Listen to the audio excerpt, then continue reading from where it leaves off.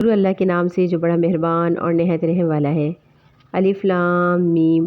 رب العالمین کی طرف سے یہ ایک ایسی کتاب اتاری جا رہی ہے جس میں کوئی شک کی بات نہیں۔ کیا لوگ یہ کہہ رہے ہیں کہ پیغمبر نے اسے خود گھڑ لیا ہے؟ نہیں، اے پیغمبر، یہ تو وہ حق ہے جو تمہارے پروردگار کی طرف سے اس لیے آیا ہے کہ تم اس کے ذریعے لوگوں کو خبردار کرو جن کے پاس تم سے پہلے کوئی خبردار کرنے والا نہیں آیا، تاکہ وہ صحیح راستے پر آ جائے۔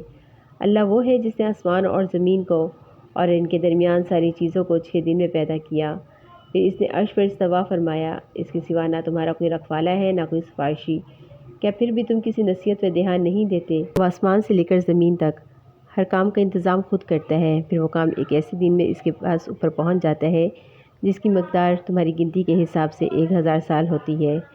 وہ ہر چھپی اور کھلی چیز کا جاننے والا ہے، جس کا اقتدار بھی کامل ہے اور جس کی رحمت بھی کامل ہے۔ اس نے جو چیز بھی پیدا کی ہے اسے خوب بنایا ہے اور انسان کی تخلیق کی ابتدا گارے سے کی ہے، پھر اس کی نسل ایک نچوڑے ہوئے حقیر پانی سے چلائی، پھر اسے ٹھیک ٹھاک کر کے اس میں اپنی روح پھونکی، اور انسانوں نے تمہارے لیے کان، آنکھیں اور دل پیدا کیے۔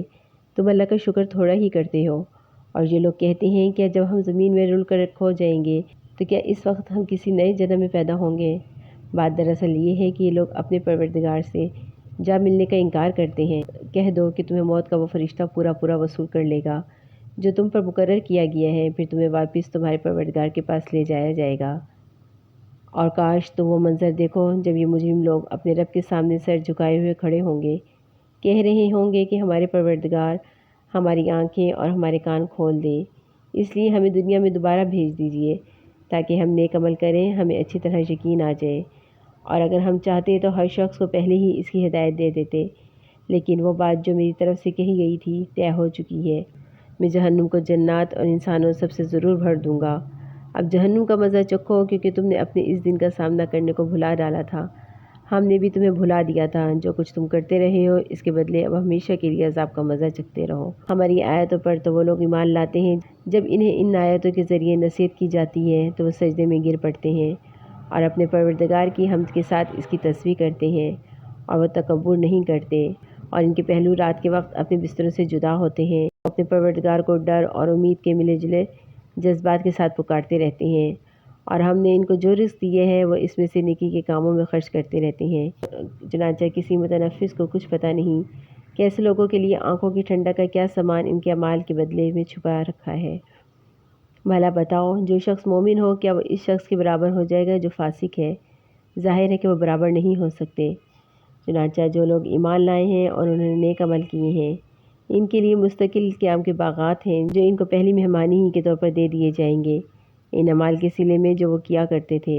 رہے وہ لوگ جنہوں نے نافرمانی کی ہے تو اس کے مستقل قیام کی جگہ جہنم ہے۔ جب بھی وہ ان سے نکلنا چاہیں گے انہیں وہاں واپس لوٹا دیا جائے گا اور ان سے کہا جائے گا کہ آگ کے جس عذاب کو تم جھٹلایا کرتے تھے اس کا مزہ چکھو، اور اس بڑے عذاب سے پہلے بھی ہم انہیں کم درجے کے عذاب کا مزہ بھی ضرور چکھائیں گے، شاید یہ باز آ جائیں۔ اور اس سے بڑا ظالم کون ہوگا جس کو اپنے پروردگار کی آیتوں کے ذریعے نصیحت کی گئی تو اس نے ان سے منہ موڑ لیا۔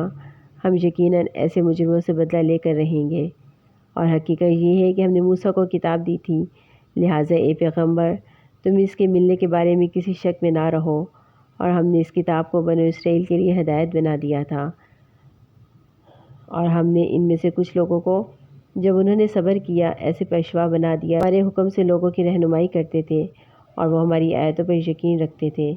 یقیناً تمہارا پروردگار ہی قیامت کے دن ان کے درمیان ان باتوں کا فیصلہ کرے گا جن میں وہ اختلاف کیا کرتے تھے۔ اور کیا ان کافروں کو اس بات سے کوئی ہدایت نہیں ملے گی؟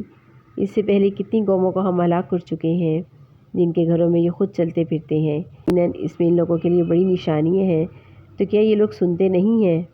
اور کیا انہوں نے نہیں دیکھا کہ ہم نے پانی کو کھینچ کر خشکی کی طرف لے جاتے ہیں، پھر اس سے وہ کھیتی نکالتے ہیں جس سے ان کے چوپائے بھی کھاتے ہیں اور وہ خود بھی، تو کیا انہیں کوئی سجائی نہیں دیتا؟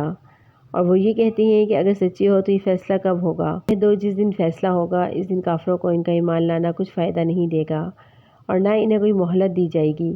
لہٰذا اے پیغمبر تم ان لوگوں کی پرواہ نہ کرو اور انتظار کرو، یہ بھی انتظار کر رہے ہیں۔